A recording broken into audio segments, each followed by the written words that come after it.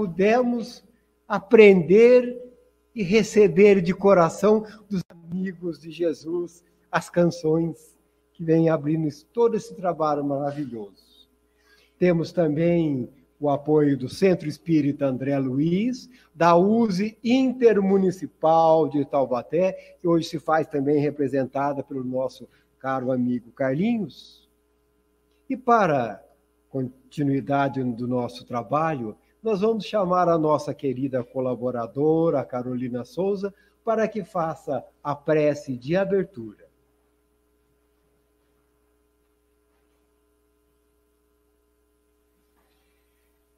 Vamos elevar o nosso pensamento a Deus, a Jesus, a nossa Mãe Santíssima, agradecendo esse momento presente, agradecendo a oportunidade que temos de estarmos aqui, juntos, reunidos, em nome de Deus.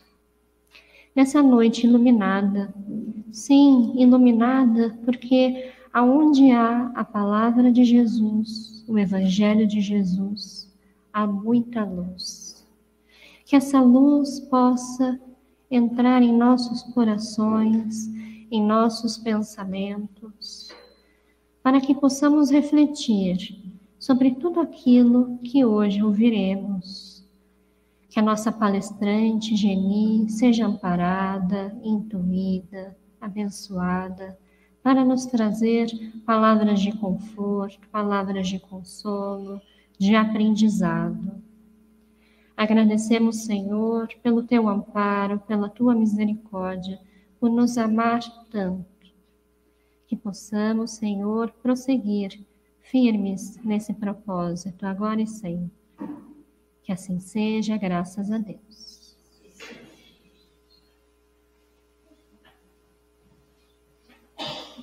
Muito obrigado, Carol, pela prece tão singela, tão amorosa.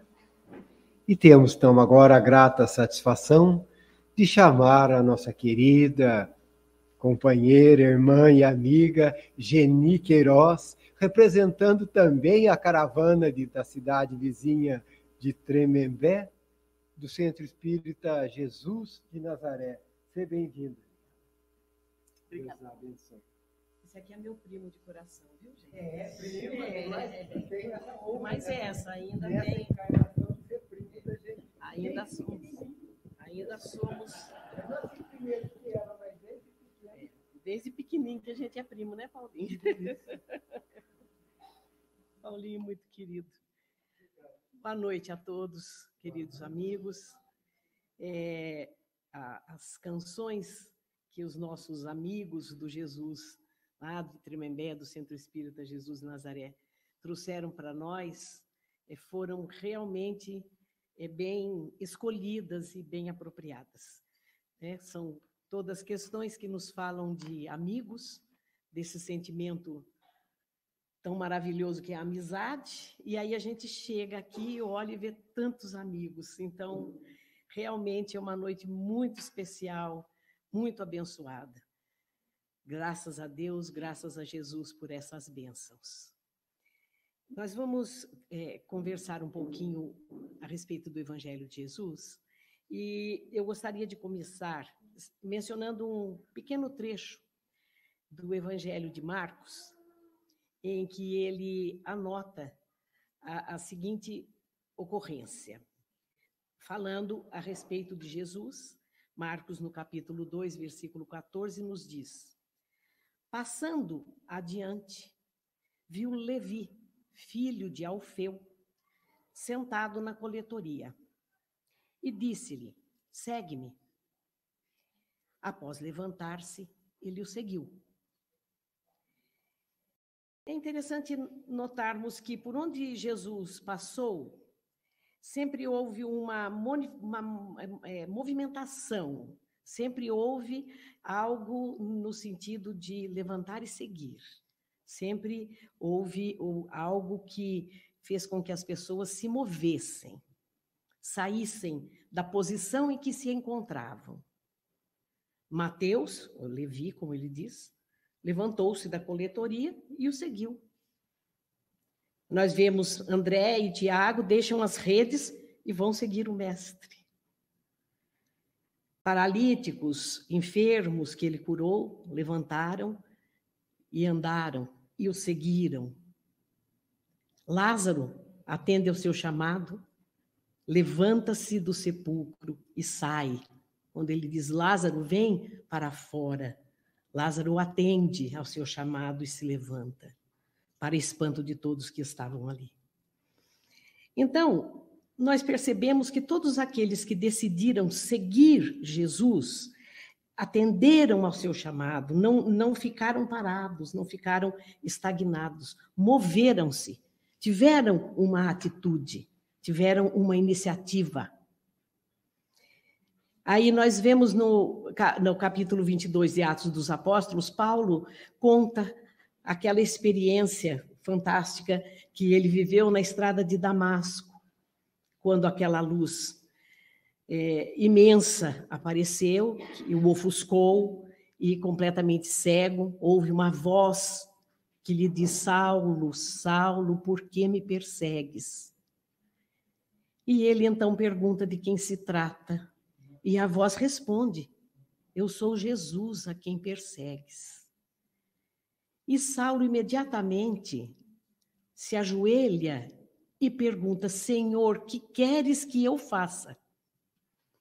Imaginem, Saulo que até um minuto antes era perseguidor de cristãos. Saulo que estava indo a Damasco para prender Ananias. E de repente se prostra diante daquela voz misteriosa, daquela luz maravilhosa, e simplesmente pergunta, Senhor, que queres que eu faça? Imaginemos se nós, hoje, nos defrontássemos com Jesus. Já imaginaram? A gente está andando na rua, vira uma esquina e encontra Jesus. O que a gente ia falar com ele? O que será que nós íamos pedir a ele? Certamente iríamos pedir saúde, né? Um bom emprego. Muitos poderiam pedir para passar num vestibular, para passar num concurso público. Alguns pediriam talvez até uma viagem do céu, da terra para o céu direto, sem escala, né? Sem passar por umbral, por nada disso. Mas quem de nós estaria realmente preparado para essa entrega total, sem nenhuma pretensão a favoritismo, a algum benefício especial? Afinal de contas, Jesus apareceu para mim. Eu acho que eu sou uma criatura muito especial. Eu acho que eu tenho direitos especiais. Eu acho que ele pode me favorecer. Quem de nós estaria preparado para essa entrega total, assim como fez Paulo? Senhor, que queres que eu faça? Ele não pergunta, Senhor, o que o Senhor pode fazer por mim, né? Que seria o normal de qualquer um de nós, né? Senhor, o que o Senhor pode fazer para mim? Me ajuda aí, né?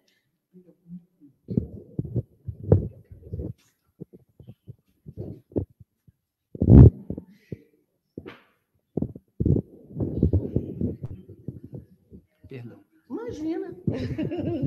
Eu não entendo disso. Vocês aqui ajeitem aí a posição do jeito que achar melhor. Acho que assim vai ficar mais confortável. Tá bom assim?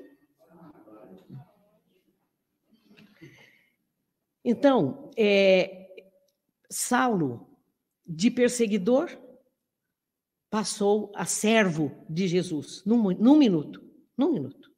Senhor, o que queres que eu faça? Nenhum de nós provavelmente conseguiria esse nível, né, de despertamento espiritual. Aí Jesus diz a Saulo, vá até Damasco. E Saulo, então, continua a sua viagem, que já estava quase chegando, e chegando a Damasco vai procurar um conhecido, antigo, chamado Sadoc. Mas Saulo não se apresenta diretamente na casa de Sadoc, porque ele estava naquela condição, né, cego, se sentindo doente, arrasado, maltrapilho, sujo. Ele caiu lá na estrada, né, estava todo empoeirado. Então, o companheiro que ia com ele chamado Jacó, vai até a casa de Sadoc, conta o que aconteceu com Saulo, que ele havia perdido a visão e que precisava de um apoio, de um acolhimento, de um socorro. Mas Sadoc não podia receber Saulo naquele momento. Ele estava com a casa cheia de visitas e eram doutores do Sinédrio que estavam ali reunidos com ele, conversando assuntos importantes. E nem ficaria bem que Saulo entrasse naquela condição, né, perante as pessoas importantes da sociedade que estavam ali. E quando o Jacó diz a Saulo que o Sadoc não poderia recebê-lo, Saulo fica assim até um pouco, né, decepcionado. Puxa vida, o Sadoc era um amigo de tantos anos, né? Uma pessoa que eu conheço a vida inteira. Mas depois, refletindo melhor, ele até entendeu que a situação do Sadoc não era muito favorável. E acabou se acomodando numa hospedaria na Rua Direita. Enquanto isso, Jesus vai a Ananias e diz a Ananias que fosse visitar Saulo e devolvesse a visão a ele. Jesus poderia ter devolvido a visão a Saulo. Não poderia? Ele devolveu a tantos outros antes.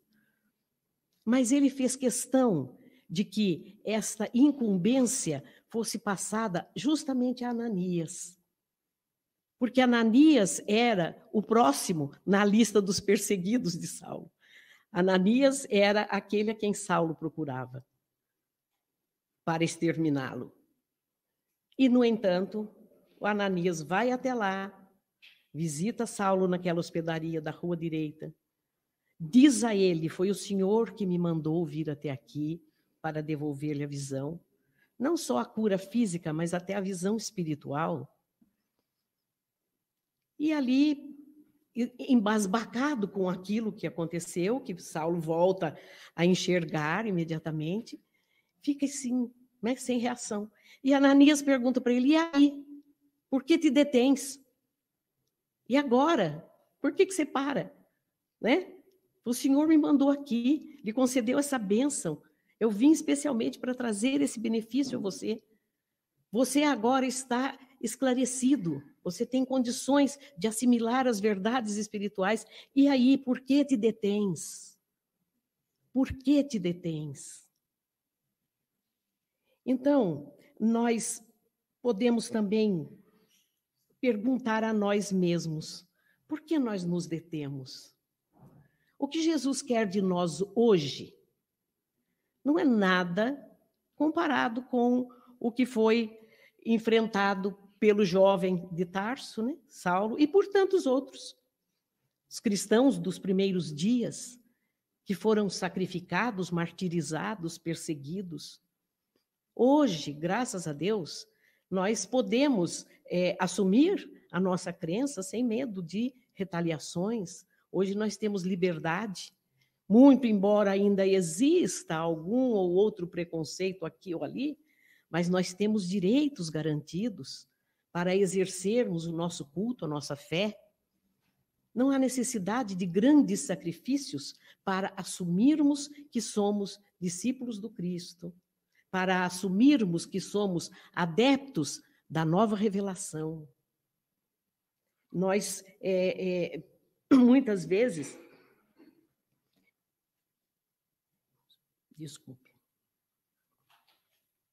nos comportamos como a maior parte dos cristãos que procura se enveredar pelas trilhas do menor esforço. Nós nos contentamos em receber mensagens pelos meios eletrônicos, pelas mídias, né?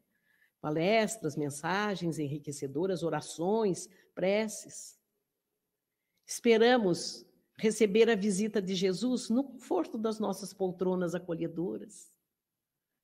Esperamos que os mensageiros do Cristo venham de repente e promovam um milagre na nossa vida, só porque nós estamos ali ouvindo mensagens, orando, recebendo ensinamentos através das redes sociais, através do abençoado YouTube. Eu digo que o YouTube é abençoado, porque dissemina conhecimento, que é uma maravilha. Mas o que nós estamos fazendo com esses conhecimentos? Será que nós vamos ficar só esperando intervenções sobrenaturais na nossa vida, enquanto nos acomodamos no conforto do nosso lar? A física nos ensina que inércia gera inércia. Então, assim nós aprendemos que a movimentação das forças físicas gera energia. E a movimentação das forças espirituais gera iluminação para nós. Nós precisamos movimentar nossas forças interiores para sairmos da nossa zona de conforto, para podermos levantar e seguir Jesus.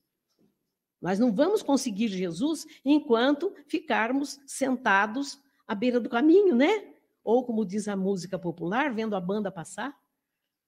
Nós precisamos agir.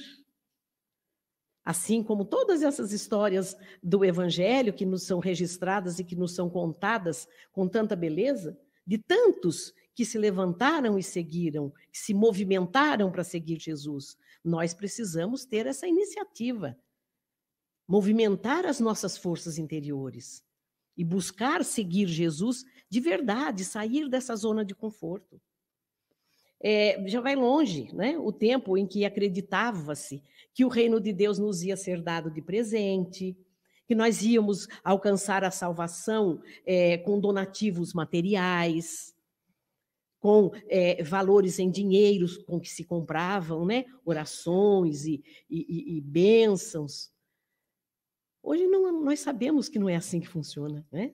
Aliás, há muito tempo já que se sabe, porque Jesus disse que o reino de Deus não vem com aparências exteriores. O reino de Deus é uma construção íntima, interior de cada um de nós. Cada um tem que construir esse reino dentro de si mesmo. Então, o conhecimento que a doutrina espírita nos dá já nos favorece justamente para compreendermos qual é o nosso papel nesse mecanismo todo. Quando Jesus diz que deveríamos amar aos nossos inimigos, que deveríamos orar por aqueles que nos ofendem e nos caluniam, ele fez uma questão, ele fez uma indagação. Se amardes apenas aqueles a quem vos amam, que fazeis de especial? Não é? Se a gente gostar só de quem gosta da gente, o que há de extraordinário nisso? Gostar de quem gosta de mim é fácil, né? Isso não tem nada de diferente, nada de especial. Então, quando Jesus nos pergunta, que fazeis de extraordinário? Nós precisamos parar para pensar. A doutrina espírita nos traz uma bagagem de conhecimento, um patrimônio de entendimento muito superior à grande maioria dos homens encarnados. Nós temos a visão de que a vida continua além da morte. Nós temos o conhecimento de que a Terra é uma escola de aperfeiçoamento espiritual.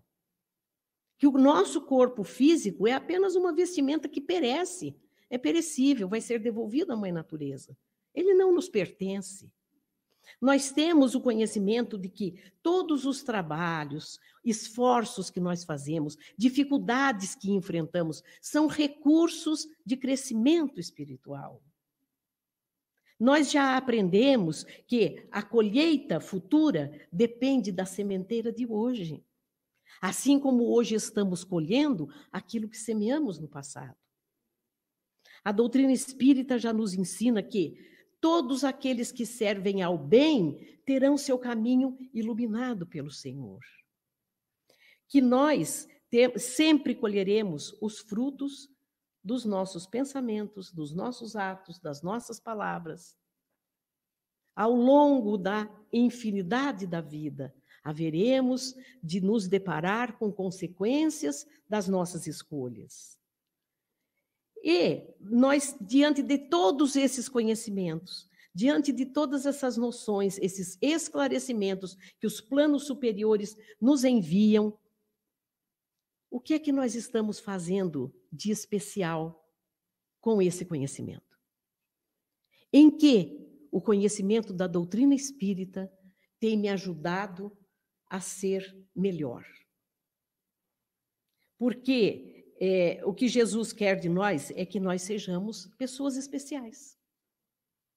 E para isso, Deus nos deu o tempo, nos deu os talentos que recebemos para serem multiplicados e não para serem enterrados. Temos nossas potencialidades que podemos desenvolver. E temos todo o conhecimento que a doutrina espírita nos oferece para podermos aplicar na nossa caminhada e sermos criaturas especiais como Jesus espera de nós. Quando Jesus nos diz que fazeis de especial, então nós pensamos assim, muitas vezes convivemos no mesmo ambiente familiar durante décadas. O que é que nós fazemos para que essa convivência seja harmoniosa? Para que essa convivência seja enriquecedora para todos que participam do grupo? Como nós estamos crescendo com essa experiência de convivência familiar? Muitas vezes trabalhamos numa empresa durante anos a fio, ou no nosso próprio negócio, na nossa atividade profissional, e continuamos anos a fio, fazendo tudo do mesmo jeito. Por que nós não procuramos melhorar a nossa maneira de exercer o nosso trabalho? Por que nós não procuramos fazer com que o nosso trabalho se destaque pela maneira melhor de atendimento àqueles que nos procuram, pela execução de um serviço de melhor qualidade, pelo aperfeiçoamento das relações com nossos companheiros de trabalho, pelo crescimento da empresa a quem servimos? Eu não sou o dono da empresa, eu sou só empregado. Quem tem que se preocupar com o crescimento da empresa é o empresário. Não. Eu também tenho interesse nisso. Se a empresa cresce, melhor para mim. Eu também vou crescer junto com essa empresa. O trabalhador de uma empresa, ele não é apenas um trabalhador simplesmente, ele é um colaborador. Ele tem que se colocar na posição de colaborador, para que onde nós estivermos, seja no nosso lar, seja no nosso trabalho, seja na nossa convivência pessoal, social, nós possamos fazer a diferença, possamos ajudar a melhorar um pouquinho aquele grupo do qual participamos. Construímos relações afetivas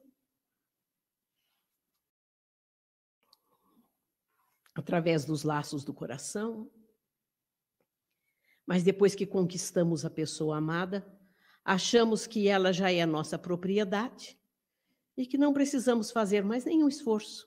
Já é nossa, já conquistei. Será que é assim? Será que uma relação amorosa se constrói assim? Todos os dias nós temos que conquistar a quem amamos. Todos os dias nós temos que fazer com que aquela pessoa sinta que é amada, que é importante para nós. Uma relação afetiva é uma das melhores oficinas de crescimento espiritual.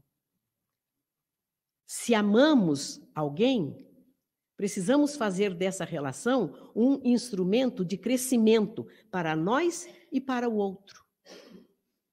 O Richard Simonetti conta uma história que eu acho muito engraçada, interessante, além de engraçada, porque o Simonetti conta de uma maneira bem humorada, de uma conhecida que foi casada durante 40 anos, mais de 40 anos, e o marido desencarnou. E depois que o marido desencarnou, ela mesma dizia: graças a Deus, fiquei livre daquele traste. Foram 40 anos. Que cruz que eu carreguei durante 40 anos. Graças a Deus, fiquei livre dele. Aí, ela viveu ainda mais algum tempo, até que chegou um dia que ela desencarnou e foi para o plano espiritual. E lá, chegando, com quem que ela encontra? Não precisa nem dizer, né? E aí ela se revoltou, né? E aí disse, então, para o protetor, o guardião, o orientador, alguém que estava com ela, mas eu já aguentei esse homem lá 40 anos, agora se me traz esse homem aqui para quê? O que eu tenho com ele? Eu não tenho mais nada com ele. Meu compromisso com ele acabou. Acabou. Aí diz o mentor, não, minha filha, pelo contrário. Não acabou coisa nenhuma. Porque quando você aceitou o compromisso de ir, de encarnar e se casar com ele, nesse compromisso estava incluída a sua tarefa de fazê-lo se tornar uma criatura melhor. Você tinha que ajudá-lo a crescer. Você tinha que ter ajudado esse homem a ser melhor. Você não tinha só que suportar. Não era esse o seu papel, apenas suportar. E suportou com um grande sacrifício, diga-se de passagem, né? Foi uma tortura para ela aqueles 40 anos. Mas ela não fez nada para melhorar aquilo, para melhorar aquela convivência, para fazer com que aquele homem pudesse se tornar uma pessoa melhor. Então, a convivência, ela existe justamente para isso, para que um ajude o outro. Para que um possa socorrer, amparar, orientar. E ajudar não é só ficar pegando no pé o dia todo, você fez isso, está errado, você tem que fazer aquilo, você não fez aquilo lá. Não. Muito mais com as nossas atitudes, nós ensinamos. E aqueles que convivem conosco, de perto, observam. E também vão aprendendo. Afinal de contas, Francisco de Assis nos disse, preguem o evangelho. Se necessário, use palavra. Então, nós podemos ensinar sem precisar de palavra, né? Sem precisar ficar pegando no pé, porque se a convivência já é meio conflituosa, ficar um pegando no pé do outro vai piorar as coisas ainda mais, né? Mas através do nosso exemplo, da nossa atitude, da nossa conduta, das nossas orações, nós podemos ajudar aquele companheiro, aquela companheira a se tornar alguém melhor. E aí, quando a gente terminar o compromisso, que um for primeiro que o outro, a gente pode até dizer, né? Graças a Deus. Mas eu cumpri a minha parte, eu fiz o possível para cumprir a minha parte. Mas nós não queremos ter trabalho, né? Nós sempre queremos a lei do menor esforço. A gente quer que o outro mude, mas como um passe de mágica, isso não existe. Muitas vezes a nossa iniciativa, a nossa ajuda é que vai desencadear no outro o desejo de mudança. Então, nós estamos aqui para crescer e para ajudar outros a crescerem também. E nós que já temos alguma noção das verdades espirituais, somos privilegiados, sim, porque já temos condições de entender o mecanismo da justiça divina, o mecanismo do processo de evolução do espírito. E como temos esse entendimento, temos também uma responsabilidade maior. Existe no Evangelho uma passagem muito interessante, que é aquele diálogo do Jesus com aquela samaritana no poço de Jacó. E quando Jesus pede a ela que lhe dê um copo d'água, e ela se surpreende, porque, sendo ele um judeu, dirigir a palavra a ela, que era uma samaritana, né? Eram povos que não se relacionavam. E Jesus, conversando então com aquela mulher, fala da água viva que ele poderia oferecer, né? E ela sentiu que poderia perguntar algumas coisas para ele. Então ela pergunta a Jesus onde seria o melhor lugar para se adorar a Deus. Porque os judeus diziam que era no templo em Jerusalém, mas os samaritanos não poderiam ir até Jerusalém. Então eles iam até o monte. Aí diziam que lá não é o melhor lugar. Onde seria o melhor lugar para adorar a Deus? Então Jesus diz àquela mulher, Deus é espírito, e em espírito e verdade deve ser adorado. Certamente, o mestre sentiu que ele estava diante de um espírito já um tanto amadurecido, que já tinha uma certa compreensão.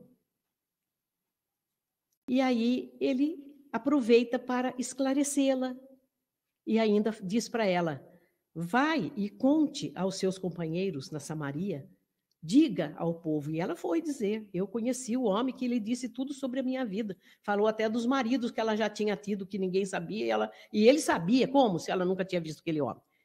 Com toda a sua vida pregressa, aquilo para ela foi uma prova de que ele era realmente alguém especial.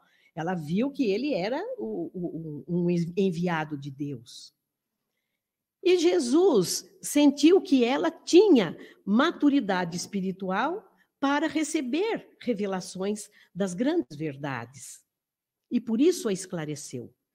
E as palavras de Jesus causaram tamanha impressão naquela mulher, que dali para diante a sua ascensão espiritual foi quase que vertical. No dizer de Carlos Pastorino, a sua ascensão foi quase espiritual. Tanto que, 15 séculos depois, ela vem a se chamar Teresa de Ávila, que foi a única mulher a receber da Igreja Católica o título de doutora da Igreja. A única mulher reconhecida como doutora da Igreja, Teresa de Ávila. Um espírito iluminado, que teve contato com Jesus, que ouviu suas palavras e que assimilou aquelas verdades. E que usou essas verdades como a grande alavanca para o seu progresso espiritual. Que será que vai ser de nós daqui a 15 séculos? Já pararam para pensar? Olha, a mulher samaritana veio a ser Teresa de Ávila. E nós? O que será que nós vamos ser daqui a 15 séculos? O que nós estamos fazendo com tudo o que nós já aprendemos? Como nós estamos usando todo esse cabedal de conhecimento, de informações? No que é que isso tem nos ajudado a sermos criaturas melhores, a sermos pessoas especiais, como Jesus quer de nós? Então, existe uma página do Dr. José Carlos de Luca que eu acho muito interessante e que ele nos diz assim, que Jesus disse que eis que vou adiante de vós. Eis que vou adiante de vós. Mas não é adiante assim a uma distância muito grande, senão a gente perde de vista, né? Se tiver um guia para nos levar por um caminho que nós não conhecemos e ele começar a andar muito depressa, a gente não consegue acompanhar e vai perder de vista, vai se perder de novo. Então, Jesus vai adiante, mas há uma distância que nós podemos divisá-lo, podemos segui-lo. E ele vai à frente com o propósito de que nós enxerguemos a distância que existe entre o que nós somos hoje e o que Jesus é. Entre o estágio em que nós estamos e onde nós podemos chegar quando seguimos Jesus. Ele não nos abandona, ele está sempre ao alcance dos nossos olhos. Essa distância é necessária para nós sentirmos o quanto precisamos nos esforçar para podermos chegar até ele. Hoje, nós somos pessoas frágeis, pessoas que se desesperam muitas vezes diante de determinadas dificuldades, de problemas, de dores, mas nós vemos Jesus uma criatura forte, na capacidade inigualável que ele desenvolveu de enfrentar as tribulações, de suportar a dor e de superar todas as dificuldades. Com equilíbrio, com serenidade, sem desespero, sem revolta, apenas confiando e seguindo em frente. Hoje nós temos muitos conflitos conosco mesmos e com os outros, né? com as pessoas com quem convivemos. Aí nós olhamos para Jesus e vemos aquela criatura pacificada interiormente. Aquele ser que era paz e serenidade constante e que viveu em paz com seus irmãos, com aqueles que participaram de sua vida, com o povo de sua época. Sempre pregou a paz, sempre viveu em paz. Hoje nós sentimos muitas vezes rancores que nos fazem mal, prejudicam até a nossa saúde, né? E aí nós vemos Jesus que optou pelo perdão, escolheu o caminho do perdão, e isso fez dele a criatura mais especial que já passou por este mundo. Nós, muitas vezes, sentimos que na nossa vida só temos serventias para nós mesmos. Parece que a gente vive só em função de si próprio. Mas aí nós vemos Jesus sempre rodeado de gente, sempre conversando, ensinando, orando, curando, compartilhando, amando. Então, nós percebemos que a nossa vida só vai fazer sentido quando nós aprendermos a compartilhar, quando nós aprendemos a trazer outras pessoas para participarem da nossa vida, para que nós possamos compartilhar os nossos tesouros materiais e espirituais. Muitas pessoas acreditam que, dando uma ajuda material a um necessitado, já estou fazendo caridade, já estou seguindo Jesus. Mas quando nós damos das nossas posses, nós não estamos dando nada. Só realmente damos quando estamos dando de nós mesmos. Quando você dá um alimento, um medicamento, um agasalho, você está dando aquilo que lhe sobra. Quando damos de nós mesmos, do nosso tempo, da nossa atenção, da nossa paciência, do nosso carinho, aí sim estamos dando realmente. E o mais importante é que quando nós damos, em geral, nós damos porque alguém nos pede. Já repararam nisso? Se alguém tem um conhecido em necessidade e pede uma ajuda, olha, estou precisando socorrer uma família, imediatamente, todo mundo junta, um dá uma coisa, outro dá outra, junta um monte de coisa, de gêneros alimentícios, e leva para aquela família necessitada. Porque foi pedido, porque foi provocado. Essa nossa caridade, ela é uma caridade que precisa ser provocada. Mas aí, nós vamos lembrar uma frase muito significativa de Gibran.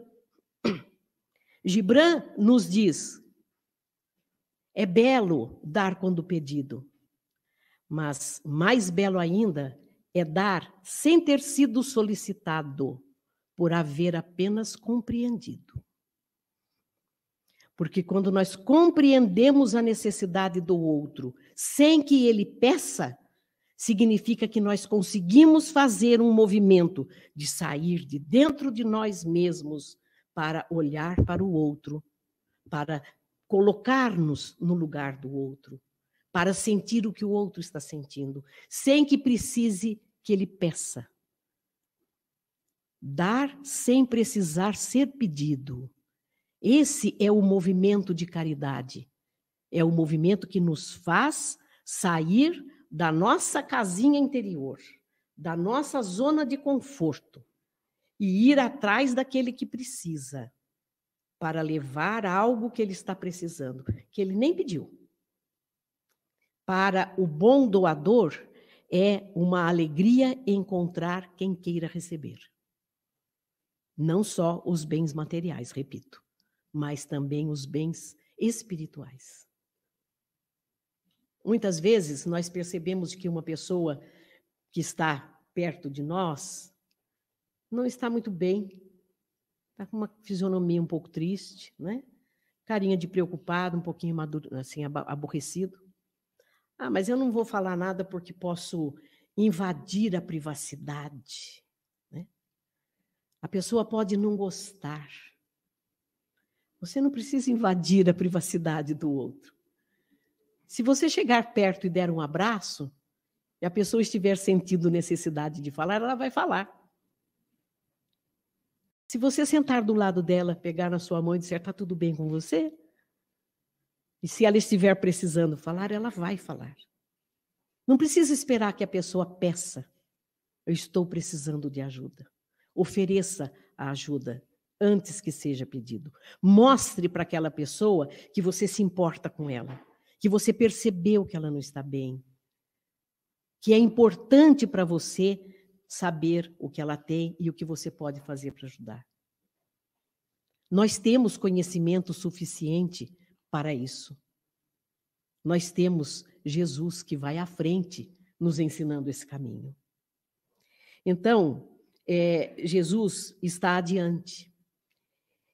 Ele é o nosso futuro, é o nosso ideal, é a montanha que devemos subir. É verdade que nós não vamos conseguir subir a montanha toda de uma vez só, né? Mas também nós já aprendemos que não podemos ficar aqui sentados, olhando para a montanha, admirando a montanha. Nós não vamos chegar até lá se não nos levantarmos e nos propusermos a seguir Jesus e a subir aquela montanha e a fazer o esforço que isso vai requerer de nós. Jesus vai à frente e nos chama, vem e segue-me. Esse é o apelo constante de Jesus, segue-me.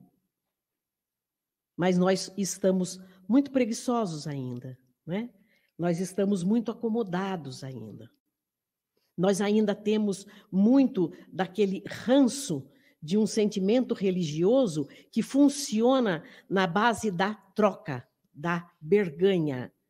Eu prometo a Deus e Deus atende meu pedido. Eu pago o que eu prometi e Deus me dá um benefício. Não é assim que funciona, gente. Deus não precisa de nenhum sacrifício nosso, além do nosso esforço de autoaprimoramento. É o único sacrifício que Ele quer de nós. E não precisa prometer nada para Ele, porque Ele sabe muito bem quem é capaz de cumprir e quem não é. Né? E muitas vezes a pessoa promete um negócio assim tão absurdo que Deus olha e dá risada. Né? Eu acho que Ele fala, esse cara está achando que eu sou bobo, achando me prometer um negócio desse. Né? É que nem político prometendo coisas que sabe que não vai cumprir. Então, Deus conhece perfeitamente nossas limitações e nossas capacidades. Ele sabe do que nós somos capazes. Não precisamos prometer nada para Ele. Ele nos ajuda sempre que precisamos, mas desde que nós tenhamos a iniciativa de dar o passo na direção certa. Dr. De Luca diz assim, Jesus é a estrela de primeira grandeza, mas nem por isso deseja brilhar sozinho no universo de Deus. Ele veio até nós para que cada um faça brilhar a própria luz, sem necessidade de apagar a luz de ninguém. Agora mesmo, ele passou por nós, acendeu nossa tocha apagada e seguiu adiante, pedindo que o acompanhemos para iluminar o mundo. Cabe a cada um de nós levantar e seguir. Muito obrigada a vocês pela atenção, pela caridade de me ouvirem e que Deus abençoe a todos nós. Nossa, não bata palmas.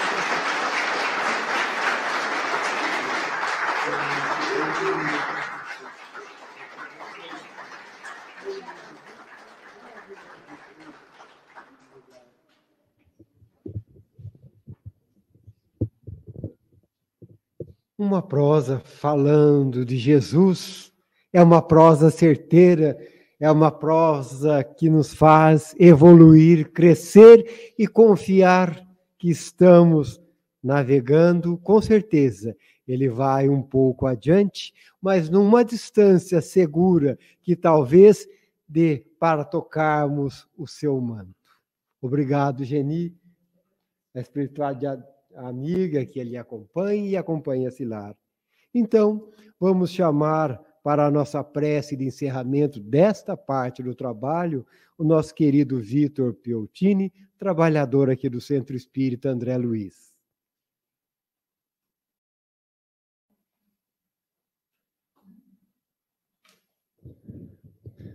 Boa noite, pessoal. Vamos, então, fazer a nossa oração de encerramento após palavras tão profundas que a nossa amiga Geni nos trouxe. Vamos, então, buscar mentalizar esse nosso grande amigo, esse nosso mestre Jesus, que, como foi dito, está na nossa frente, mas muito próximo de nós. Todo dia, todo momento, nos orienta, nos esclarece, cabendo sempre a nós esse esforço de ir em busca de acompanhá-lo. Vamos agradecer a Deus a oportunidade que temos de estar reencarnados, de poder passar por provas, expiações tão importantes para o nosso progresso espiritual. Essas ocasiões que nos convidam constantemente ao fortalecimento da nossa fé e da nossa convicção em nosso Pai, Deus. Agradeçamos a essa casa que abre as suas portas para que possamos estar aqui hoje, desfrutando desse banquete espiritual. E vamos pedir aos nossos amigos espirituais que nos acompanhem, abençoe a todos nós, nossos familiares, nossos entes queridos, nosso ambiente de trabalho, e que possamos nos manter vigilantes, concentrados, para sempre buscarmos vivenciar esses ensinos de Jesus que nos foi legado há 2000 anos. Que possamos ter um excelente fim de noite, uma semana muito produtiva, de muito trabalho, principalmente envolto nos trabalhos espíritas, que sempre nos convidam ao crescimento e ao progresso da nossa intelectualidade, mas, sobretudo, da nossa moralidade também. Que assim seja.